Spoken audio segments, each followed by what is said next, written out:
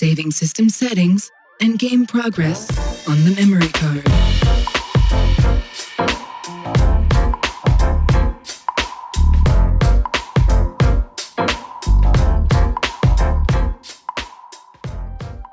Hey everybody, welcome back to another episode of Saving Progress, where we hope to learn a little bit more about our personal history with video games. I'm your host, Addy, and with me today I have a guest that is a longtime friend of mine. He's a Twitch streamer that streams various online multiplayer games under the name NoMoArigato.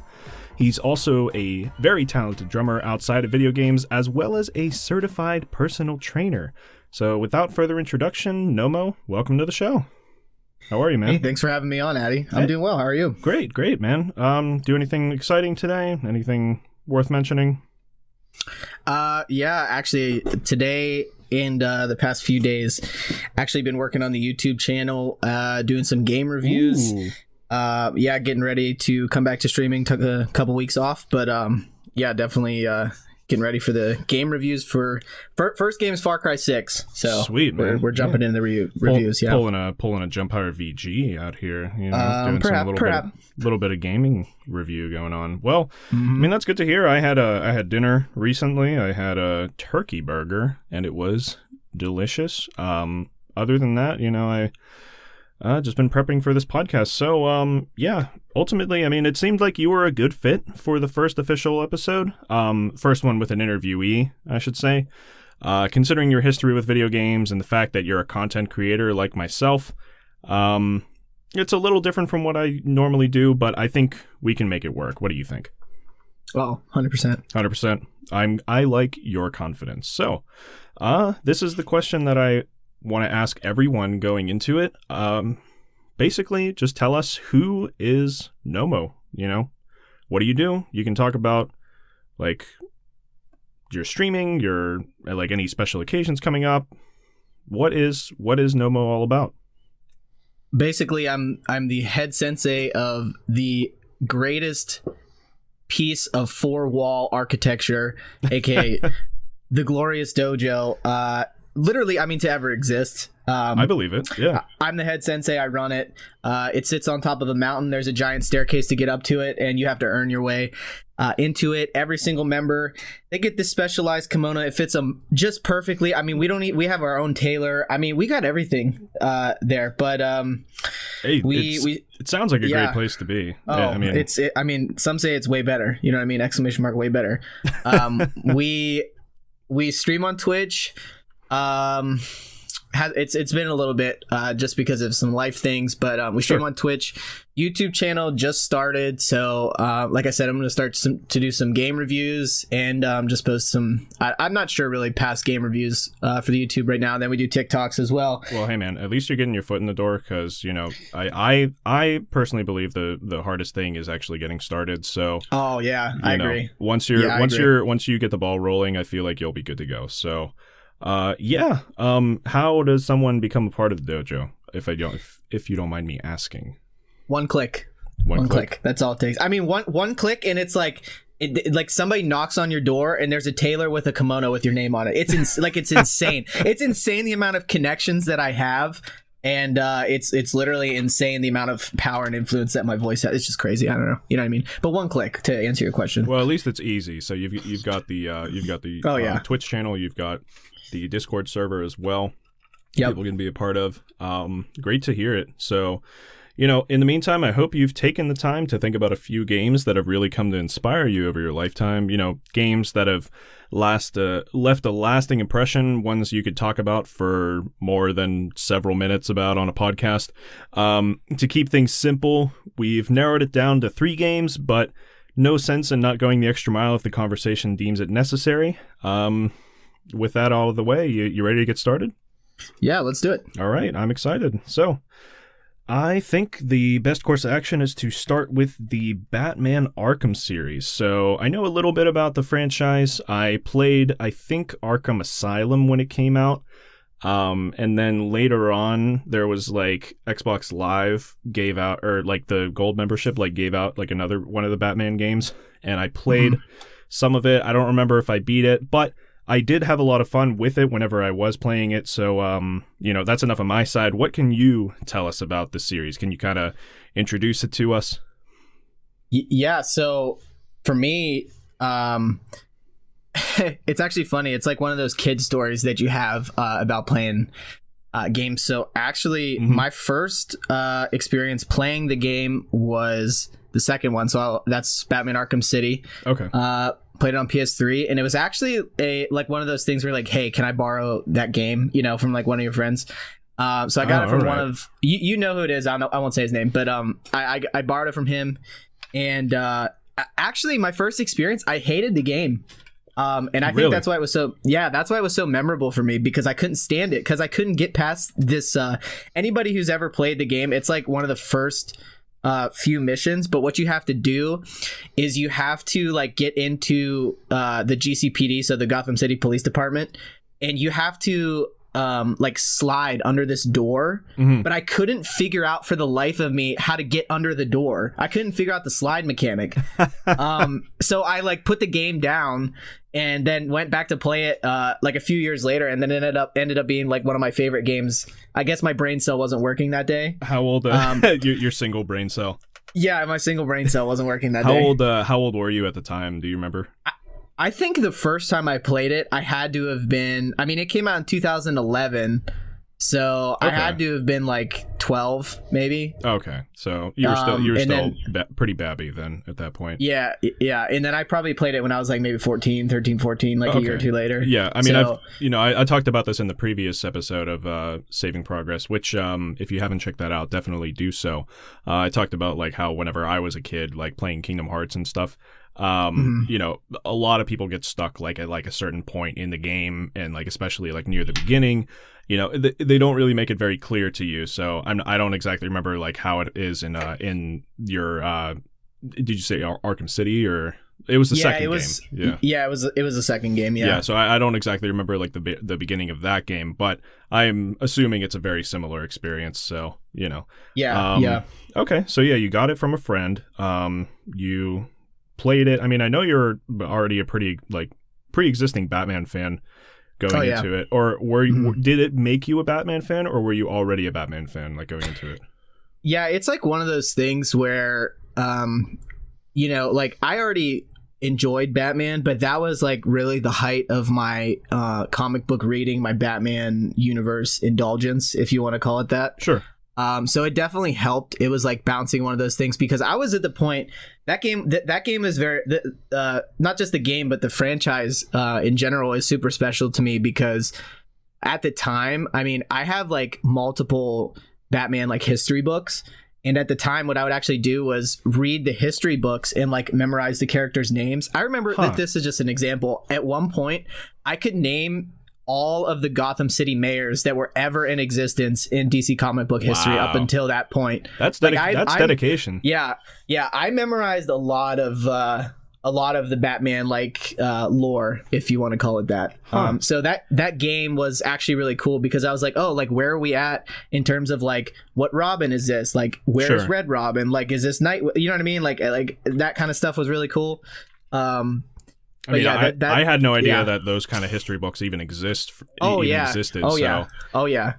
That's really cool that there was something like that for you. People that like want to get super into the series and learn more than just like what the games or what the comics have to offer.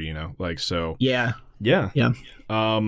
So you consider it this kind of like this very personal kind of nostalgic experience, not just because of the games, but just being a Batman fan in general. Do you feel like this game, like, or just in general, like, do you think it's made you think differently in any way? Like, has your perspective changed, like, after playing, like, a certain one in the series? Like, considering video games or even just, like, life in general? Like, is that something that happened whenever you were playing? Yeah.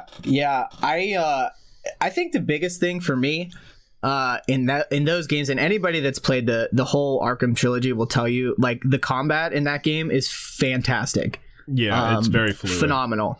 And like Rocksteady and Warner Brothers Montreal did like a really good job with the combat. So now when I play more modern. I mean, they've kind of fixed it. Like for example, like in God of War, like the God of War, the creators of God of War and like Santa Monica Studios will tell you that they were heavily influenced by the Arkham trilogy or the Arkham series. Like the new game or the old games? Yeah, no, the new game, like the newest God of War. I watched a documentary on them making that actual that game specifically.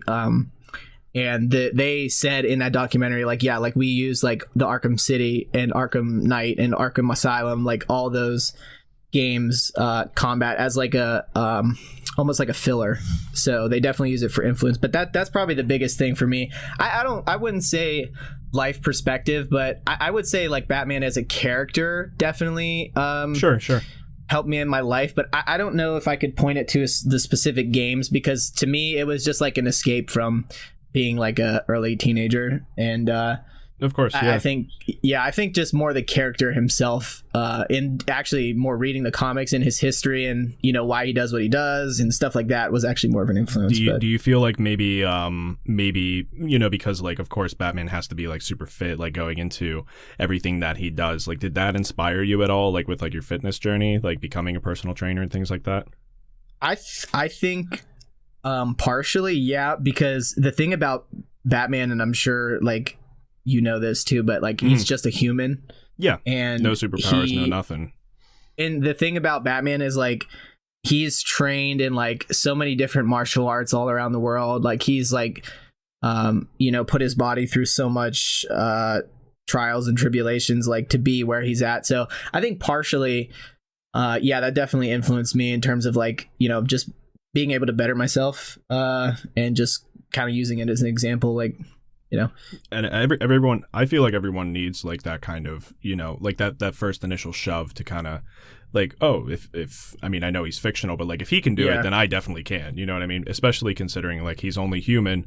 You know, we're all only human. It's only natural that like we should pursue like what is important to us and like helping us like better ourselves and everything. So yeah, and going back to like what you said about the combat, like with God of War, honestly, like it surprised me a little bit initially, like hearing you say that, but I'm more or less like I believe it first and foremost, just because like the combat in those games, like it is so fluid. Like people don't normally consider you know, like games that tie into a specific franchise to be like these like super influential, like over the top, like genuinely fun games. But when it comes to Batman, like it almost feels like it just like it was meant to be, you know? Yeah. So having go ahead. Sorry. Yeah. Having the games just kind of like have this fluid combat and everything, like considering that Batman is this like professional fighter, like it,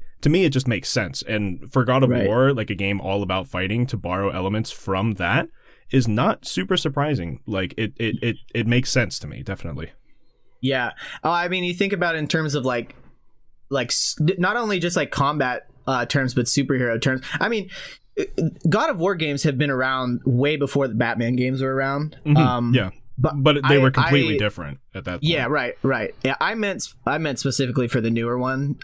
Is what I know. I don't know about like God of War 3 or any of those other ones, but yeah, they talk about like you know, of course the gameplay got like a serious overhaul. Yeah, kind of over the shoulder, more or less. Like I mean, they're both third person, but you know, it's definitely like a much more unique perspective on like that style of gaming, like especially in the God of War franchise, because it's so it's just so like out there, I guess.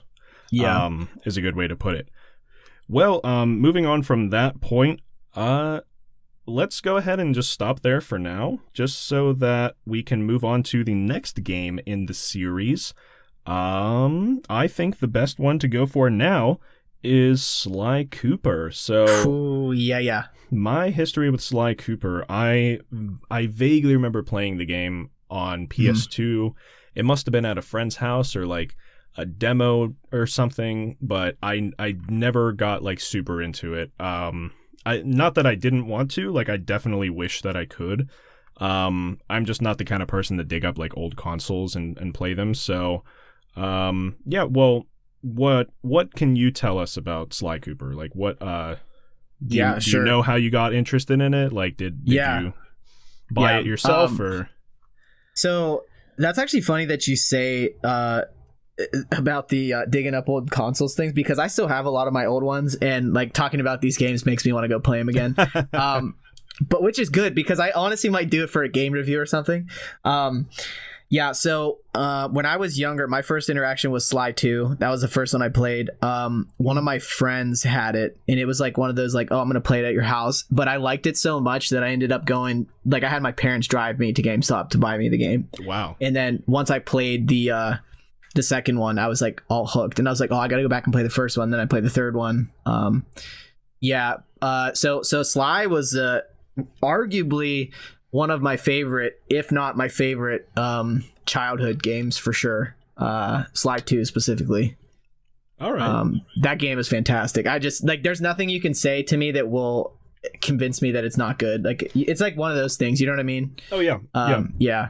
It's kind of like that first band that you call like, call it your favorite band, and even though like they may have released some like crappy music later on, you're still your favorite because you decided on that like a couple of years ago. You know what I mean? Yeah. But which is funny, because honestly, I think all of the Sly Cooper games, minus the first one, are fantastic. I mean, even the first game was fantastic for the time. Sure. But once you see what the franchise developed into, you're like, oh yeah, the first game is probably not as good, but like as a starter game, it's solid. And I think there's like 4 games in the series, is that right? Yeah, there's they made Sly Cooper and the Thievius Raccoon as Sly 2, Sly 3, and then they made a newer one for PS3, and then they remastered the first trilogy for PS3. And then there was also at one point a PS Vita game in the makings, but they ended up converting a lot of those ideas into the 4th game itself. And there hasn't been a game since 2013. That was the most recent game. That was the 4th one. So I was going to say, I definitely haven't heard very much from the series, which is a shame, because this is, again, a series that I have interest in, and I want to be able to play it sometime soon. But, I'm more of a sucker for like HD remasters and things like that, because then I don't have to go out of my way to get my old consoles like booted up and everything. So, fingers crossed that like something like that might happen on the PS5. Maybe, but yeah, that would be really cool. I'd be very excited about that. They remastered all 4 games. That would be that would be sweet. Awesome. But, well, hey, a little more on that later. We now know that you physically went and got that game yourself. You begged, you pleaded, you cried to your parents. You're just like, I had this revolutionary experience at my friend's house. I need to get this game about this silly raccoon and pink hippopotamus, I think is what he is. Do you consider it like a pretty important game to you then? Because you said you're pretty set on your views. Like, you don't want to say that it's like bad when other people like might criticize it. Like, why does this game make you feel that way? Like, does it make you feel differently about any other games because of it? Like, what are your thoughts on that? Yeah, I think it's just like one of those things. It was like a first exposure type game, so it's close to my heart in that sense, Sure. And to be completely honest, I've never seen a bad review for those games anyways. Like, I think that any people that actually, are used to play video games like that would tell you that those games are like really, really good anyways. Not that, I mean, I'm not saying like I wouldn't be realistic about it, but I'm just saying it's like one of those things that's like real close to my heart in terms of, it was like one of my first gaming experiences. Like when you ask me like, hey, what was like one of the first video games you remember playing on, like, and PS2 was my first console, I would tell you Ratchet and Clank and Sly Cooper. Those are the 2 that I remember playing. So it's just like a close to the heart type thing. Honestly, that's really interesting, considering like, I mean, I grew up on Ratchet and Clank. That was like one of the series that I like at least like in the PS2 era. I was never like, I was at that age where I didn't really know like what was going on. Like, I still really I still really liked playing the games, but it wasn't like it wasn't a series that I was like, oh, I have to know what happens next. Like, I played the crap out of like Ratchet Deadlocked, I think it was, and like that was the one that like got like a bunch of bad reviews, you know? So like, I don't know. It, like, I can see what you mean by like it being a nostalgic experience for you. Like having the having that like that emotional connection to it, like regardless of like what it may be considered now, you know what I mean? Yeah. I mean, nowadays, you know, everything's 4K, like 60 FPS minimum, like 100, like sometimes 120. But, you know, you take that stuff away and you just look at, you know, the actual quality of the game itself, how it plays, the mechanics, the map design. I mean, you put that all together and you ignore the actual, and by quality, like I said, I mean, like I'm talking about like 60 FPS, stuff like that, the actual video quality, like of superficial quality. Yeah, almost. yeah. I mean, they still hold up like as good as any game. They're just, I mean, talk about the PS2 era. I mean, the PS2 era is like arguably one of the best in video gaming history, in my opinion. I mean, I honestly think that like Sly Cooper looked great for that generation. Yeah, it did. It did graphically and everything. Like it works. And it was cartoony. That's what made it like that's the same reason why Ratchet and Clank was so good, was because they like leaned on that cartooniness. So if there was a flunk or something, it's like, oh, it's fine, it's a cartoon. You know what I mean? Exactly. Like, which is great. And it gives you a lot more freedom because then you can do like a lot more like wacky sort of just basically more wacky shit that can happen in the game just because they are cartoons, you know. So right, yeah. So it seems like you remember a lot about the Sly Cooper games. Unlike myself, you know, I really don't have much experience with them. But if you had to sort of explain it to someone like myself, you really want to have to convince me to play it, you know, like this is just like your ultimate life goal, to have myself or any member of my audience have them play this series. I want to hear you sell this franchise, but the catch to that is I want to hear you sell it in 10 words or less. So, you know, you can count on your fingers. I still do that, so no judgment there. Count out how many words you're using, but if you had to sell Sly Cooper like your life depended on it, do it in 10 words or less. Does it have to be a sentence, or can it just be like words? You can. Like, can I just say words? You can say words. You can avoid all grammatical, like everything you learned in English class. Like just make it happen. All right. Okay, I'm gonna do 10 just descriptive words because sentence boy no work today. Okay. Let's hear it. All right. That's 2 words. Okay. Design. Functionality. Okay. Creativity. Cartoony. Comic-y. Comic-y, is that a word? Not really, but go on. Okay, I'm just gonna say comic, and then I'm gonna say comedy. Nostalgia.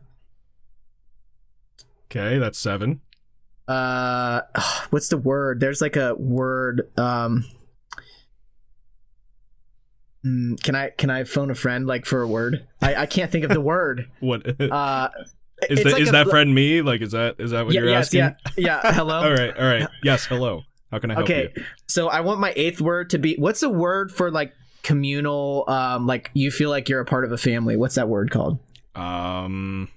Familial. I mean, I know that's a word. Yeah. But like. Okay, we'll just go with communal. I'll just go with communal because when. Okay, that's it. I won't say anything. All right, so communal. 8. Yeah, communal, action, and last word. Make it count.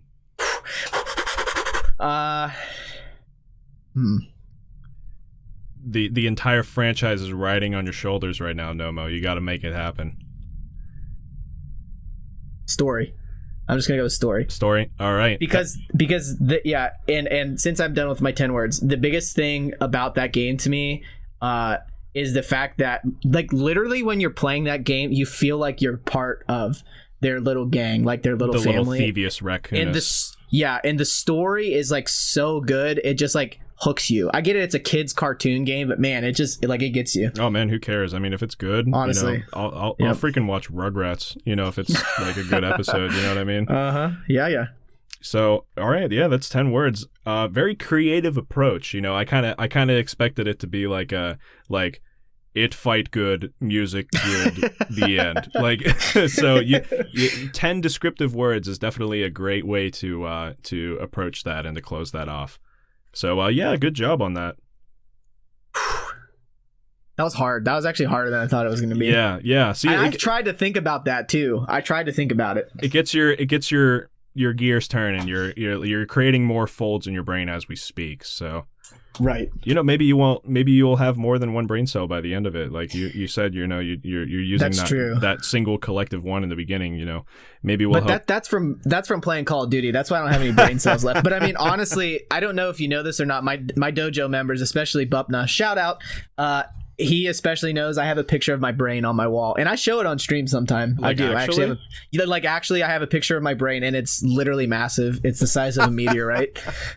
Like, I actually have a picture of it on my wall. Asteroid that hit your roof or something. Yes. Yeah, and it's like stuck in my head now. But dude, I actually do have a picture of my brain. That's kind of sick, not gonna lie. Right? Like, I know, right? I should get it framed. Yeah. You really could. Well, yeah, I mean, I'd say that sums up your experience with Sly Cooper pretty well. We can stop with Sly Cooper just so that we can move on to the last series that I wanted to talk to you about, and the one that you said you wanted to talk with me about.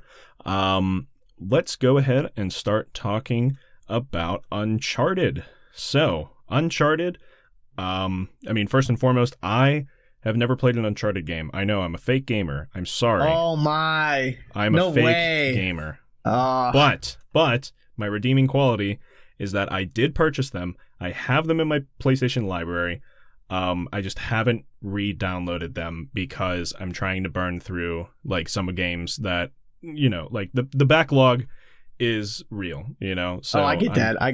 I'm trying to finish these games before I move on to an entire franchise, because I know as soon as I play the first one, I'm going to want to play a second one. I'm going to want to play a third one. So, so I want to make sure I'm in the right space where I can get into it and I can be really immersed in the world that Uncharted has to offer. So, do you remember what made you interested in Uncharted? Like, do you remember how you discovered it? Anything like that? I think it was just like one of those things. I think you and a lot of people that play video games and have played video games for years, I think we were all sometimes in those phases where we're like, oh man, like I just played a really good game. What next? Okay. And I think it was one of those things where I was like, and I used to do this, and honestly, I still do this sometimes. I would like, search up like, oh, like what's a good like story game, or like what's a, and I think Uncharted was just like one of those things that was on my list. Sure. And it was similar to Sly too, where I like Uncharted 2 was the first one that I played. I didn't play the first one first. You're really like, yeah. Every single one of these, you're like, oh, yeah. I'm going to start on the second one. Screw the first game. I didn't do it on purpose. That time I actually didn't do it on purpose. The reason that I couldn't play the first one was because I couldn't find it. At the time, I went to like, because we used to have like 4 GameStops around here. I went to like all 4 of them, and none of them had the first one. Wow. So I bought the second one. So I was just like, oh, okay. And then after I played the second one, I played the first one. But yeah, I started with the second one. So. Do you remember when, like how old you were at the time? Like, was this recently or? No, it was on PS3, so I had to have been, probably still in high school, right? No, before that. I think that was like middle school. Yeah, that was middle school because high school, the beginning of high school was PS3, and then about halfway through high school was when the PS4 came out. Yeah, I guess that makes sense. Yeah. Yeah. So not giving away I don't really care that people know my age, but not giving away my age, but sure. We'll say that you're like a super senior or something, and then they'll never figure it out. Yeah, honestly, look at me, you know what I mean? Like, well, yeah, a pretty solid way to discover the franchise. I would say so. Ultimately, I will say, and this is kind of a side note. This doesn't have to necessarily do with Uncharted itself, but I will say it's like fine. Kind of an encouragement for like people that, because like if you're really into gaming and you're really into it, like, you know, there's obviously like a handful of games that, you know, you want to play all the time and that you like maybe will never get sick of. But I mean, for me personally, that's been playing games all my life. Like, I would encourage you when you go through those phases to literally just like search genres that you're interested in, like try and find new games. Because I mean, that's how I found a lot of the games that I ended up loving. I mean, God of War was exactly like that. I was looking for story games. God of War popped up. Uncharted popped up. You know, so just as like a fellow gaming tip. I mean, I can absolutely agree with that. Yeah. I mean, it's a good strategy. Like if you're just like bored and you're like, oh, I want to find something new. Like, you know what I mean? Yeah. Like for me, so. I mean, this is like more recently because I generally don't play games online like ever. But like I'll have those moments where I'm just like, man, I just want to like keep playing like Smash Brothers. Like, even if it is just like against CPUs or something, I'm like, man, I can't get enough.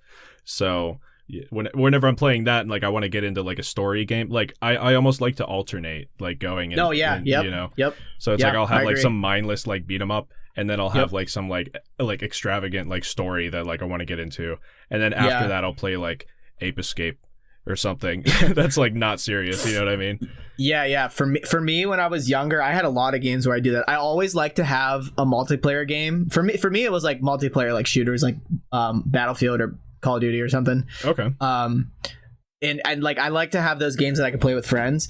But you know, me growing up is, I mean, I don't know if my dojo members know this or not, but I'm an only child. So like growing up as an only child, like, you know, I mean, I have friends and I've, you know, whatever, hung out with friends, but you know, a lot of the time I was alone. So I would play like story games more than shooters because, you know, a lot of the time, you know, my friends would be like, oh, I have to do this or do whatever. So I'd be like, okay, I'm going to hop on a story game. So I definitely understand that, that like balance. And I've definitely gone through phases where like, I remember for one time it was like Black Ops 1 was my multiplayer game, and then I would go play like God of War or like Uncharted or something on the side. And now it's like I don't even play a lot of multiplayer games anymore, but Risk on my PC is like my like go-to game that I play all the time now. Yeah, and I see you playing Sea of Thieves a lot, so I haven't played that for a while, but I do like that game. I don't know anything about it, but all I know is that fun. I see it popping up like, oh, NoMo's playing he's playing Sea of Thieves again.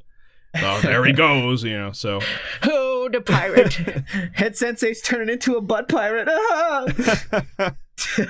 Whatever that means. Well, oh man, I lost my train of thought. Sorry, we were talking about Uncharted. Yeah, I just kind of went off on a little rant. That's right. No, that's completely fine. Yeah, I guess going back to Uncharted, you know, is this a series that like you feel like kind of molded your impressions on video games later on, like especially stories things, because this like Uncharted is quoted as like, if video games could be a movie, Uncharted would be that. Yeah. And more on the actual movie later. Like we'll talk about that in a little bit. But yeah, it's just like, for a lot of people, they're like, man, you know, this game is great, but the story just does not beat Uncharted. Like, even though it's like, you're still going through it, like going through the process of playing a game, it just feels like this like ultimate, like super cinematic experience, you know? So does knowing that about Uncharted, does that make you think differently about other games? Or like, did it make you like realize something else, like with it, like within your life, like your experiences? You know, you mentioned like your friends, like they're not like gonna encourage you to play like story games or whatever, but you know, what are your thoughts on that basically? Yeah, so I mean, I played Uncharted like a little, like I wouldn't say it was one of my starter games, but it definitely wasn't super recent. The most recent Uncharted game I played was Uncharted 4, and that was right when it came out, so that's been a few years. But I mean, you asked me the question about, you know, if it has impacted my life in any way. And honestly, I would say that the Uncharted games has arguably, especially Uncharted 4, really impacted my life. I don't know if you're familiar with it at all. I know you said you didn't play it, but not at all, to be completely honest. Okay, well, so basically, I mean, do you know the general like story that he's pretty much like the Indiana Jones of video games, pretty much. Yeah, I know that his name is Nathan Drake and that he searches for treasure, and that's all. Okay. That's my extensive knowledge on Uncharted. Yeah. So that's pretty much the gist of it. But I mean, if you would have asked me that question on this game, I would have definitely told you Uncharted 4, because I actually wear. I mean, you've seen me with my necklace. I actually wear Nathan Drake's ring around my neck. Oh, I didn't know that's what that was. Yeah, one of the rings is it's a silver Sir Francis Drake's ring from it's like 1519 or something like that, and it's engraved in Latin, and it says Sic Parvis Magna, which means from greatness from small beginnings. And honestly, Uncharted 4 actually really inspired me as a as a person, as I was just kind of like getting ready to be an adult. That game was like super important to me, and like kind of what it meant, and that basically you have to start from somewhere to grow anything great. But that's really wholesome, really heartwarming. Yeah, to hear. So, but side note, I mean, Uncharted 4 is a great game, but yeah, I believe it. Yeah, it meant and means a lot to me, but yeah, I think in terms of a game, you were talking about how people compare story games to it. I think one of the things that Uncharted does really well, and that Naughty Dog did really well in making the game, was that there's a really good balance of like solid gameplay and cinematics. So, and I'll give you a perfect example. So the Uncharted series was really instrumental in implementing the game mechanics of like climbing. So if you're playing Uncharted, I'm sure, have you played Horizon Zero Dawn? You know what? That's another one of those games that I purchased, and I have it on my console. I just gotta play it, That's a good game, but I'll just reference it. So Uncharted, so like for example, when you're climbing, there's like little yellow or like orange, depending on the level, like dashes that indicate where you can climb. Okay, sure. Uncharted was like one of the starter games that actually introduced that climbing mechanic into the gaming sphere. Okay, that's pretty cool. So yeah, so Uncharted itself was really instrumental in like gameplay mechanics like that. And the reason I said Horizon Zero Dawn is because it's like a more recent thing that I was thinking about. But even God of War did that too. They did, yeah. Like there's only specific like engravings where you can jump. Yeah. The new Resident Evil games do that too. Like anything that's like crucial to the story or like whatever you can interact with usually has like yellow tape or like paint on it or something. Yep. But Uncharted was really instrumental in doing that, and I think because like it's not only that too, like the shooting aspect of it and the gunplay was pretty good, but I mean, just as an all-around overall gaming experience, like Uncharted is like the best of the best. And I think the other thing too is if you play any of the other Naughty Dog games, like for example Jack and Dexter, it's really hard to identify with those characters because they're not human. Like you can understand what they experience and what they're going through in the games on an emotional level. But I think the reason that Nathan Drake and the Uncharted series is so good is because like that was Naughty Dog's attempt at like attempting a human story, something real that can be related to, and something that's sure, that the audience can be like, oh man, like I relate to that, And I mean that makes sense, as far as we're concerned, Nathan Drake, like he's not superhuman. He's not, no, he's like, literally just a normal human being. Yeah. I mean, some of the things he does in the games, you would think he's like superhuman because he like falls from a lot, like, gets shot a couple times, but he's got this generally, he's pretty fearless in that regard. Yes. Like, yes. I would say more than the average person. Speaking of which, it seems like you remember a lot about the Uncharted series, just in general, like about Nathan Drake and everything. But what I want to do now, and you can probably see where this is going, is I want to ask you some trivia on the Uncharted series. So it's going to be multiple choice, so I don't want you to sweat the details. I mean, I'm already sweating. Already sweating. I'm gaming. But it's I mean, I feel like this is a really easy choice on like what we could have done. Like trivia is kind of a no-brainer, but I think it's a good way to keep things lighthearted and just kind of really test your knowledge on the series. So so the question that I have for you is, Nathan Drake seems like a truly fearless adventurer, always looking for treasure and almost never looking for excuses. Throughout the games, you hear lots and lots of dialogue options in cutscenes and out. Despite Nathan's seemingly stoic personality on the outside, our protagonist is confirmed to have at least one irrational and canonical fear. Is it A, spiders, B, clowns, or C, sharks? I'm pretty sure it's spiders. What makes you say that? I think I remember. It's got to be an animal. I'm pretty sure it was an animal. I can't remember though. Man, that's a good question. I want to say spiders, but I'm not sure. Do you want to lock in spiders like as your answer? Yeah, I'm locking it in. All right. Well, the correct answer is B, clowns. Really? Yeah. Wow. Yeah, that baffles me. So, the explanation behind that, near the end of Uncharted 2, Elena, I think that's how it's pronounced. Elena asks him how scared he was at the idea of her dying. Nate casually responds by saying it was just around a 4. Surprised, she asks what a 10 would have been, at which point he reveals that clowns are his true worst fear.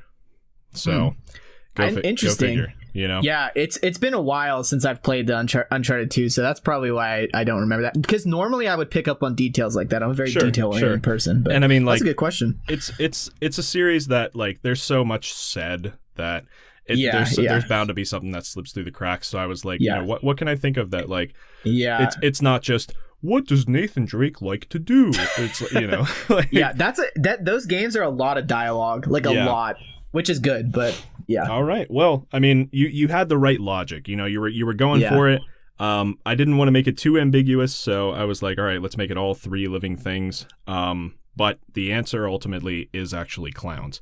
And if you look it up, like you say, like, oh, what is Nathan Drake's biggest fear? Like the result will be clowns, like 90% of the time. So yeah, good job on that, even though you didn't get it right. But in spirit, I feel like you did. I definitely did. Yeah. You know what? I won't tell the dojo that you got it wrong. All right, don't tell him. Don't tell him. Guys, just ignore it. Delete the VOD. Don't clip that. Whatever you do. Don't clip it. Don't clip it, please. All right. Well, I think now's a good time to move on to the this is something that I didn't have in the previous episode, but I'm introducing it in this episode because I finally have someone to, you know, kind of bounce these ideas off of. I want to move into news related to the games that we're talking about. So pretty much just like gaming news, what's been happening lately, what's happened recently regarding these franchises. Keep it kind of unique in terms of like what the person is talking about. Like if they, you know, we're going to keep it about Batman, about Uncharted, Sly Cooper.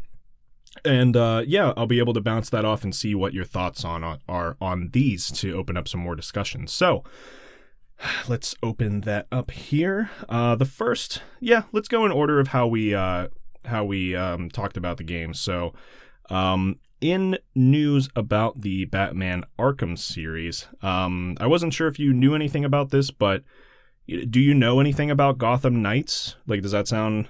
Yeah. Have you heard anything? That game has actually been in development for years now. Oh, okay. And I'll preface that by saying, first up, side note, Kevin Conroy voices Batman like an absolute god. I'm just gonna side note that. If you don't know, Kevin Conroy is the guy that voices the Batman in the games and also in a lot of the TV shows as well. But he does a very good job. And the reason I say that is because the whole thing with Gotham Knights was I read an article. This has got to be a few years ago. I don't know why I remember this. I think it's probably because I'm so excited about the game. But they were like discussing like whether or not he was actually going to be even involved in the project at all. But anyways, so that game has actually been in development for a long time. So what actually happened was they released for Arkham City, at least, and I actually think for Arkham Origins, but that game is kind of like aside from from the other games, because so to explain, I didn't say this earlier, but before I have you talk about that, for those of you that are unaware of what Gotham Knights is, Warner Brothers Games Montreal is currently working on what they are calling an open-world action RPG set in the most dynamic and interactive Gotham City yet. That's effectively how they're delivering it. There's going to be single-player and multiplayer elements, but I'll let you finish your thoughts before we kind of like delve more into that. Sure. So, it was just a preface. Arkham Origins actually is the most technically the newest of the games, but it's a prequel. Okay. But in Arkham Knight and in Arkham City, they released DLC content that was like that. You know, you could get like a different Robin skin, and like they had a lot of different Batman skins and stuff like that. And what actually occurred was like they were like, oh man, like Robin and Nightwing are like really underused in these games. Like and how they ended Arkham Knight, they were like, man, like we could definitely make a game off of the the character. Spoiler alert, in the last game, like Batman dies supposedly, but hypothetically, yeah. I actually don't know if he's honestly dead or not. They just say that he's dead. I don't actually know that, but so that was the preface for it, was because they saw like how well the DLC content was doing. So they were like, oh, like we could make a game about it. And also too, that's also a huge like comic book storyline where Bruce Wayne dies in the comics, and they like decide like who's going to take over the cowl and stuff.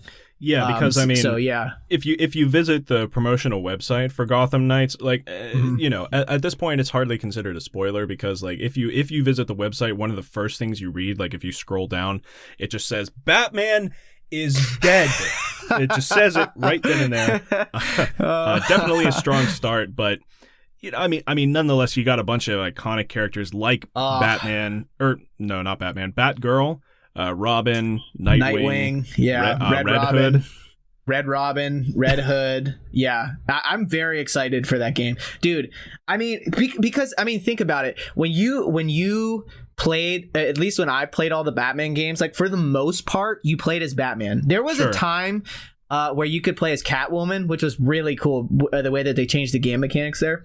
But I did know about that, yeah. Yeah, for like 90% of the game, you're just playing as Batman. And dude, I mean, they could expand on a whole universe of games with that engine, and then just like developing all the characters. I mean, they have a golden opportunity there with Gotham Knights. Well, that's good, because I mean, a brand new open world Batman game, like it definitely has potential, especially considering it's going to have both single player and multiplayer elements built in.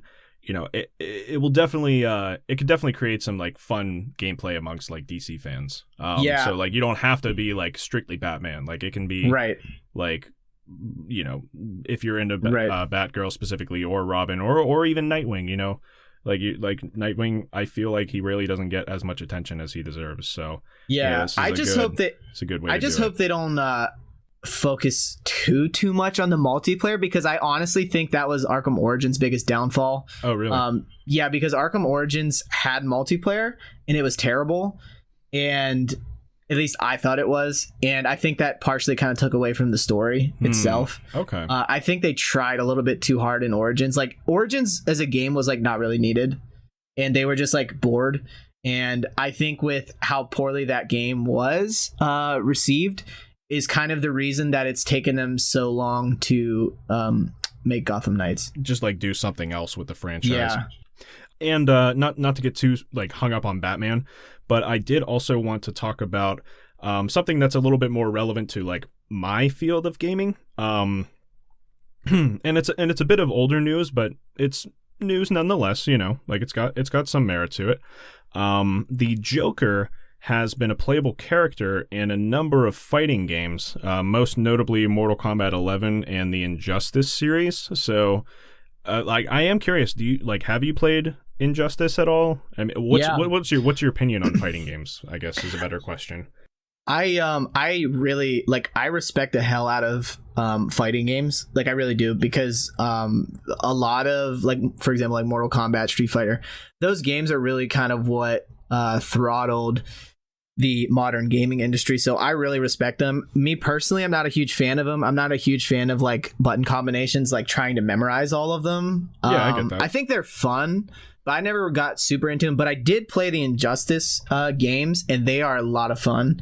And the story is fantastic. I do Okay. have to say, for a fighting game, the story is really good for the Injustice series. So, I don't know. I think there's 3 or 4 Injustice games. I can't remember. I know that there's 2. There might be a third one. I'm not 100% sure, but Okay, I think I played the first one. yeah, like I did play it. I never really got like super in depth like into the story or anything, but you know, considering that Warner Brothers makes both Mortal Kombat and Injustice, like it's not too far off to like in terms of gameplay. Like I really like Mortal Kombat. I've been playing a lot of Mortal Kombat X lately. And then now Mortal Kombat 11, which, you know, the one I'm talking about is 10, 11 being the sequel, actually has Joker as a playable character. I think he's DLC specifically, but he's not, like, you can still do everything with him, like fatalities and just, like, it can definitely achieve the same level of gore that, like, gore and violence that Mortal Kombat is known for, so... What's your take on that? Like, do you think the Joker kind of fits in this like fighting game style? Like, does he belong in a less violent game series like Injustice or Arkham Knight, or do you think he fits in with this like gory aspect of Mortal Kombat? Like, what are your thoughts on that? Yeah, so I mean, so if you look at the actual story and the dynamic of Batman and Joker itself, at one point, like Joker almost convinces Batman that he cannot exist without Joker. Okay. So and honestly too, if you actually play a lot of the Arkham games, they are actually really dark. Like they're very serious. Like they're not made for kids. No, definitely. Yeah, like they're actually like really dark and like violent, gory, whatever you want to say. I wouldn't say like gory in terms of like you know a lot of blood, but sure, I mean like yeah. you know people get like you know swords through their chests and stuff. But his character in and of itself is complete chaos, and I can 100% see him being in fighting games because like I think he's honestly perfect for like a Mortal Kombat type fighting game like Injustice. Okay. Because I mean, if you think of the things that he did, I don't know if you're familiar with the story of the second Robin from Batman. Do you know anything about Jason Todd? No, not at all, actually. So when Dick Grayson, the first Robin, became Nightwing, he went off on his own. Batman adopted Jason Todd, and he became the second Robin. So what ended up happening was he. Long story short, Joker beat the crap out of Jason Todd, like to a pulp with a crowbar. Wow. Like knocked his teeth out, like smashed his skull in, like literally killed him. And but that's how the Jason Todd ended up becoming the Red Hood, is because his vengeance for him, and he ended up getting dipped in the Lazarus pit, which revived him back to life, and then he became the Red Hood. But point is that the Joker is like a very cruel and very, very violent villain. I mean, he shot Barbara Gordon right in the spine with her dad standing behind her. So like I can 100% see him being in that role. As a character. As far as I was concerned, I mean, like, you know, people they love to like, you know, they love to mention like how crazy he is, but like unless you're into the series, you don't really realize like how horrible of a person he can be, you know? Yeah. So I wanted to see like what you as kind of like a, you know, like a seasoned Batman veteran like had to say about that, because like people who don't know any better, they'll be like, oh, you know, it doesn't make any sense for him to be in like a fighting game, but it's like, I think it does, like personally, like I definitely see it, especially like if you go on YouTube and look up like his fatalities and things like that, like it's believable, definitely. So yeah, I would definitely agree. I would agree. Well, enough of Batman. Just so that like we're not like the rest of the. I love Batman. I'll talk about Batman all day. I will talk about Batman all day. That's why I got you on here, man. I want to hear what you have to say. But we'll move on to Sly Cooper to kind of you know, progress the thing a little bit. I mean, unfortunately, there's not a ton of ways of news in like Sly Cooper, but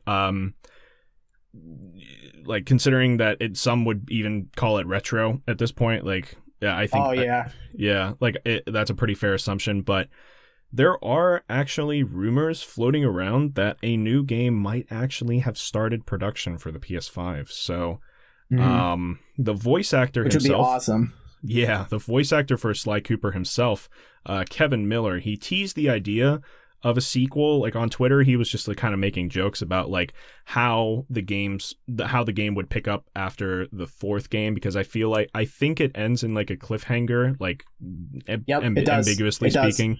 Yeah, it does. Yeah, because and actually that's funny that you say that, because I didn't know this at first, because like when you're younger you don't really pay attention to when games come out, like years, whatever.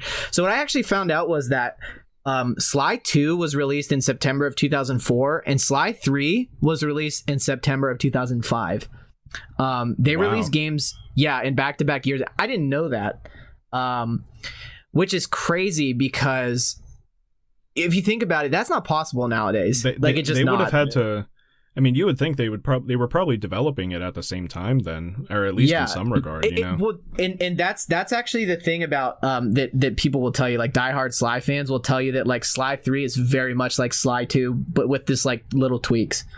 But yeah, to your point though, Sly 4 100% ends on a cliffhanger, and I thought that when that game came out, because they waited so long, I mean, they waited 8 years to make a fourth game after the third one. I figured that they would just make another one within a year or two, and it's been another 8 years. I'm sure a lot of people thought that way, but what had happened was it shows hints about the like potential future installment in the series, but back in 2014, Senzaru Games, the devs behind the fourth installment, they actually went and released a statement that said they're not going to be the ones developing a future game.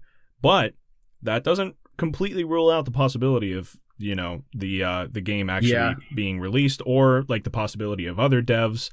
The source that I have here is, according to what is only really considered a notable insider source, known as Nick Baker. He said that a new Sly Cooper game is actually in development, but Sucker Punch Studios isn't involved with the sequel. He tweeted out, "Hey Sly fans, I know I have some good news. My normal Sony source, originally told by a newer source, just confirmed to me that Sly is indeed coming back. That's it. That's all. Just an update, since many of you still DM me to this day." And then I have another person here that said, I don't have a lot of info on Sly Cooper, and this is from Kawaki Uzumaki. They're supposedly a game developer. They said, "I don't have a lot of info on Sly Cooper, but things I can confirm are, one, it's definitely in development in early summer, like summer 2021. A likely tease can happen at State of Play or mid 2022, and it's supposedly called," and like this third point is kind of vague, but it's supposedly called Sly Cooper 5 and is going to be on the next gen series, so like PS5. That's awesome at this point. So it's funny that you say that. So there's another thing that I want to say that's completely kind of different too. Sure. And of course this is all speculation, so huge grain of salt. Like you can't take anyone's word for it unless someone actually comes out and says it, so Right. So, I mean, I'm just thinking in terms of like game development. I mean, you got to think of like back when we were kids and when we played games on like older consoles, like if the game itself at launch was not almost perfect, like it flopped. And nowadays, I think that's not the case. I think that a lot of games come out unfinished, like really badly not finished and like really buggy and everything. And then they release like a 2 gig patch that fixes everything. Yeah. I mean, perfect example is like Cyberpunk, but if you can even consider it fixed now. Exactly. Yeah, exactly. But that's my point, is like, and so it makes me think like, hey, if they're going to take, I don't even know. I mean, take another 2 years. If they're going to make a perfect game, take all the time you need. Like, that's my opinion on it. Because like, what's definitely. It matter? We've waited. I mean, I've waited 8 years at this point. It's like in the back of my mind, I don't think about it every day. Take the extra time. That's you're not sitting here like, oh boy, I hope Sly Cooper comes out in like 2023. Like, I mean, it'll be out when it's out effectively. And I think it's like a Shigeru Miyamoto quote that's like, a rushed game is forever bad, but like no one's going to really care if a game is delayed as long as it's good in the end, because then it will be remembered as good, so they're not going to remember all the details behind it. Yeah. especially a story game too. I think those are more important to be finished from the start. That's just my opinion, and I feel like I know some people that would agree, but I mean, you were talking about the studios. I remember when Sucker Punch dropped Sly and Sanzaru picked it up. That was a big deal. That was a really big deal. I mean, at the time, as like a Sly Cooper fan, like when I found that out, I was like, oh no, like they might ruin the, you know what I mean? Like, cause I don't know, you like course, used to Sucker Punch, and you're just like, yeah, and then all of a sudden you're like, who is Sanzaru? And then you find out like what they make, and you're like, oh shoot, like it's a very specific gameplay style, I think. So yeah. It's almost like, I don't know if it was probably not the same developers, but like for Crash Bandicoot, like having the games being released like a sequel like much later into the game's lineage, you know, like you have to live up to how the game established itself, as well as make improvements on it that don't just remove core elements of the actual gameplay or the game itself. You know, like Sucker Punch Studios, like they're actually, I mean, they still technically exist to this day. Because believe it or not, they are actually responsible for Ghosts of Tsushima. So yeah, I wanted to see if you knew that. Oh, nice. I'm glad you know that. Mm-hmm. I'm glad you know that. And so like they, like a lot of people don't know that like they were both responsible. Like Sucker Punch made Ghosts of Tsushima, and they're also responsible for the Sly Cooper games. So like this, I mean, this doesn't prove that they will have anything to do with the new game, but it's good to know that it's still within the realm of possibility. You know what I mean? Yeah, I think me personally, I think when they dropped it, they were like, yeah, I'm done. You know what I mean? I don't know if they'll ever pick it up. I'm sure there's a possibility, but I think it's like one of those things, especially nowadays and how, you know, just marketing works. I really honestly don't think that Sly Cooper appeals to like the modern, like tween, like early teenager, like late. Yeah, you know, it's kind of like who are they making it for at that point? Yeah, and at that point it would be the nostalgia Sly fans, and I think that there wouldn't really be a market for it. And I hate to sound like I'm trying to like sell it, but I'm just thinking about it in terms of like game developer standpoint, because like that's why I'm sure that they're not in a rush to make it, because I just don't think that there's really a market for it, especially now with how hard it is to get a PS5. I mean, I have one, but I mean, like, there's a lot of people that I know that want one and can't get one still. I haven't even bothered. You know, my exactly. my PS4 Pro still works. It plays all the games that, well, I mean, like 90% of the library that PS5 has at this point. Right. You know, right. so I mean, that's a big issue. You know, it's like PS5 doesn't have a lot of games, but also at the same time, you can't get a PS5 to play PS5 games. So it's like, that's why I'm sure they're not in a rush to release it, which is I'm fine with, like I said. Well, I mean, if it does happen, like sequel or not, like, I'm hoping to at least have the HD ports or remasters for the series. I mean, because like I said earlier, this is a series that I've had very little experience with, and I definitely want to change that. I want to be able to experience the games in their truest form. Just, you know, add like a nice like HD polish over it. Just don't change anything else about it. And even if you put it on like PSN, you know, like you can play like some older games like through there. Mm-hmm. I don't care. I just want to try it. You know, like I want to see what it's all about. So, I can't even find my PS3. Like I know I have it. I found mine the other day. That's funny that you say that. I found mine. All right. Yeah. I had the God of War collection one. I talked about this in the previous episode. Yes. I know, dude. Oh man, that was fantastic. 5 games, fantastic. But anyways, the like that would definitely help out a ton.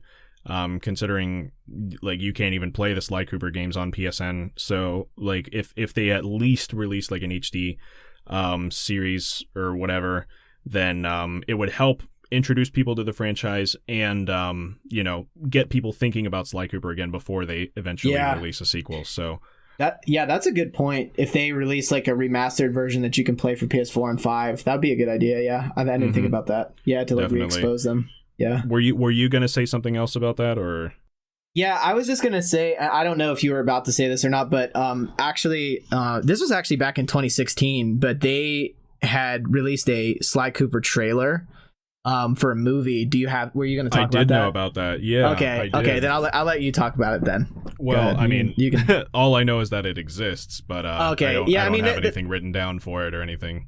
Okay. Yeah, that was pretty much the depth of it. I mean, it actually looks really good. I don't know if you want to link it in the description, but it's only like a minute or two, but it looks like really good. And I'll find it. Yeah, they were supposed to release a movie in 2018 in like I think it was like October of 2018. It just flopped and it got shelved. And then also apparently around that time too, they were supposed to release a TV show, which I think would have been a really bad idea, and they were going to gear it towards like 6 to 10 year olds. I don't know. I don't think that would have been a really good idea, honestly, but if video game franchises are, I feel like at the time, it was still like largely understood that video game adaptations for movies are almost always going to be bad. Yeah. So I don't know if that had anything to do with the production of the movie, but now we have like movies about Sonic, you got movies about Super Mario, like Chris Pratt and all that. It's pretty much impossible to not talk about. So like it's crazy that it's almost like a revival in a sense, even though it never really had a good reputation to begin with. But I'm actually pretty glad that you brought that up, because the next thing that I wanted to talk about was Uncharted news. And, I'm sure the big one that you're thinking of is the fact that they are making a movie about the Uncharted series, and it stars Mark Wahlberg as Sully and Tom Holland as Nathan Drake. I mean, it's definitely an interesting choice, considering Mark Wahlberg looks more like a Nathan Drake than Tom Holland does. I seriously think that Chris Pratt should have said no to the Mario thing. And like, honestly, Chris Pratt is probably the closest person as a popular actor to Nathan Drake. I seriously think he could have done a good job as Nathan Drake. I would have a hard time not seeing him as Star-Lord in that point. Yeah, that's Uncharted is different. Uncharted is different enough from Spider-Man. It's different enough from that where you can kind of create a distinction, I guess Star-Lord's character is kind of, I don't know. He's already an explorer, and he's like, yeah, that's true. That's true. Stuff, I just meant like in terms of like facial features, because like Tom Holland doesn't look like Nathan Drake at all. That's how I see. Actors, No, I get you. It's like if they already established their one role, like. Yeah, like Ryan Reynolds is gonna forever be Deadpool, you know what I mean? But then like they bring him back for like Detective Pikachu and stuff, and I'm like, what is this? What's happening? Like, how do I wrap my head around this? But yeah, I don't know. Like, supposedly the movie itself is a prequel to the series that shows how Nathan and Sully came to meet. See, that doesn't. I'm sorry to interrupt, but it just frustrates me because you already know how they meet. That's what the games were for. You learn how they meet. There's like flashbacks in Uncharted 3, I think, like of younger Nathan. Yeah, it's actually in Uncharted 4. You learn how Sully and him met. Okay. But there were I don't want to say PSP games or PS Vita games, but there was like there were 2 other Uncharted games that I did not even know existed. But they were almost like prequels. But Uncharted 4, you learn how that happens, how they meet, and what ends up happening. I mean, long story short, what ended up happening was Nathan Drake stole a key from Sully to get into this museum that his mother. He was an orphan, and his mother was a firm believer that like one of the more famous people in history, Sir Francis Drake, was they were his heir, that he had some kind of relation to him. And like basically like his artifacts were in this museum, so he stole a key and then he ended up getting caught, and that's how like Sully and him met. Okay. So I don't understand like really why, and I don't have a problem with them making a movie about it, but like you said, I'm really hesitant about like the fact that it's based off of the video game. But to me, it doesn't make sense why it's a prequel. We know how they meet. It's not that important. how they met. It's what the relationship developed into, and that is already explored over the games. You know what I mean? You're kind of afraid of it being like one of those like useless movies, you know, like it's like we already know the story. You're not really introducing anything new, kind of thing. I don't really think it's super important about how they met. Like you already know how they met, how Sully and Nathan met. Yeah. And I think the more important thing was exploring their relationship and what it developed into. And in the games, you learn that. So to me, like I don't think a movie needs to be like, it just doesn't need to happen. Sure. And I'm willing to give them the benefit of the doubt for now, because if there's any game series that could act as a movie in and of itself, like I said earlier, it's definitely Uncharted. Right. The only one that I could say like fits that bill like at all would probably be like The Last of Us, but I'm not sure when we're ever going to hear about that series again, like anytime soon, movie or not. So, you know, I'm willing to keep like an open mind about the Uncharted movie. I think so too. I just think being realistic and being like, it's a video game movie, like it might not be good. Yeah. Like I just don't want to get my hopes up is kind of what I mean. I don't think really that it'll be bad, but I'm just kind of more like I don't want it to be bad, you know? Oh yeah, I think that's how everyone feels, especially like, you know, thinking about like the whole speculation like with the Sonic movie and even like this new like Mario movie coming out. Like some people are saying like, yeah, it's weird that Chris Pratt is doing this, but like who knows, he could be really good at what he does, and like they picked him for a reason. You know what I mean? So it's like, yeah, you won't know until it actually happens. But it's unfortunate that the track record for video game movies is that they end up being bad. So besides that, I feel like that's the really big piece of news. But the other thing about Uncharted is that they're releasing 2 games on PlayStation 5 and PC. They're calling it the Uncharted Legacy of Thieves Collection.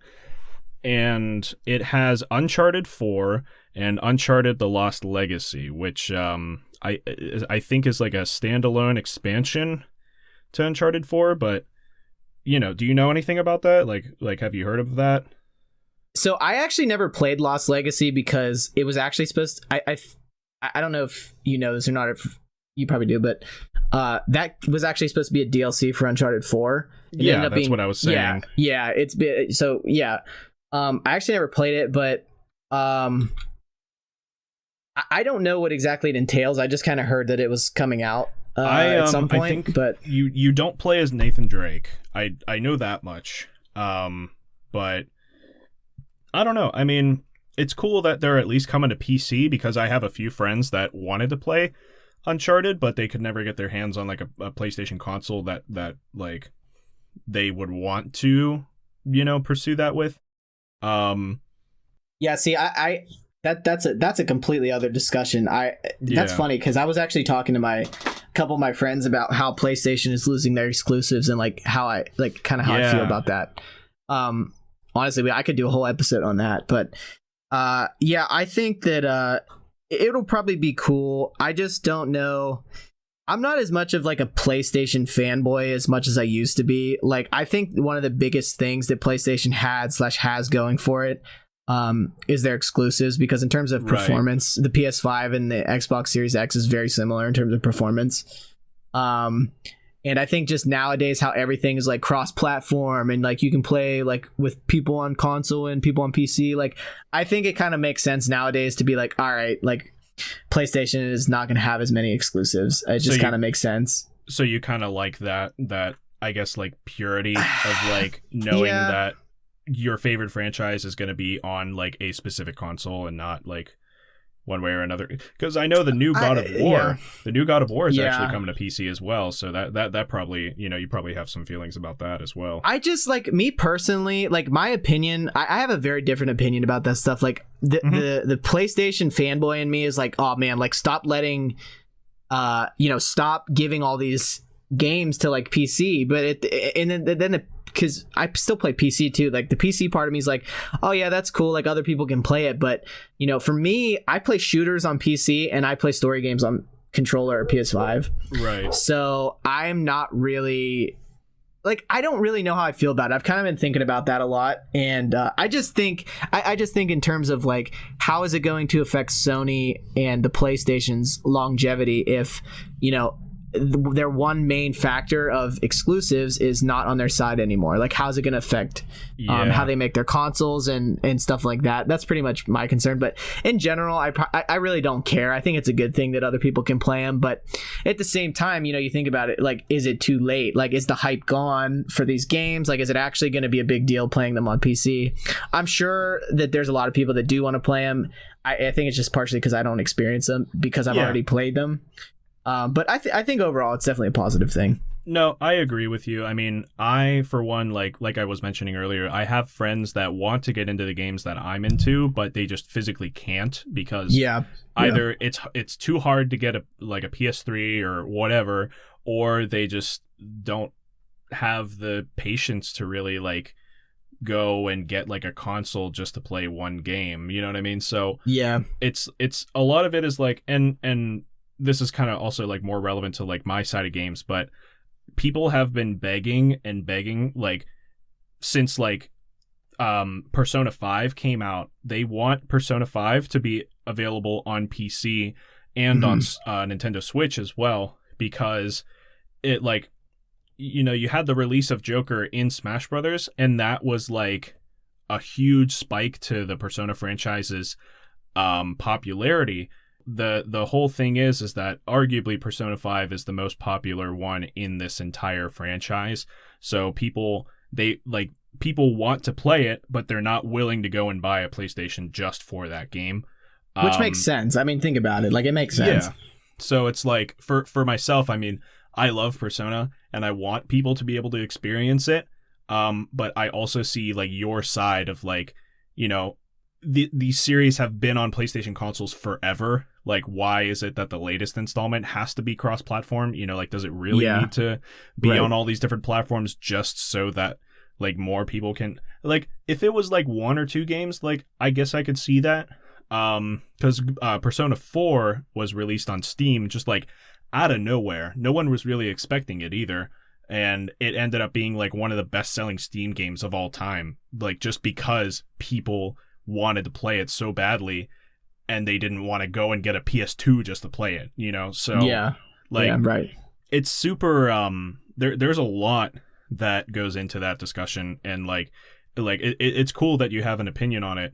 So that way, like regarding going back to Uncharted and stuff, like, if it is just Uncharted 4 and Lost Legacy, like, is that better than having like the entire franchise brought over? Or is it like, okay, we're going to have you play Uncharted 4, and then like maybe then you'll want to go back and like buy like all the old games so you can play them on like PS4 or whatever, you know what I mean? So like, I don't know. I think when it comes to that stuff, I think they're just like looking to what game is like the most relevant.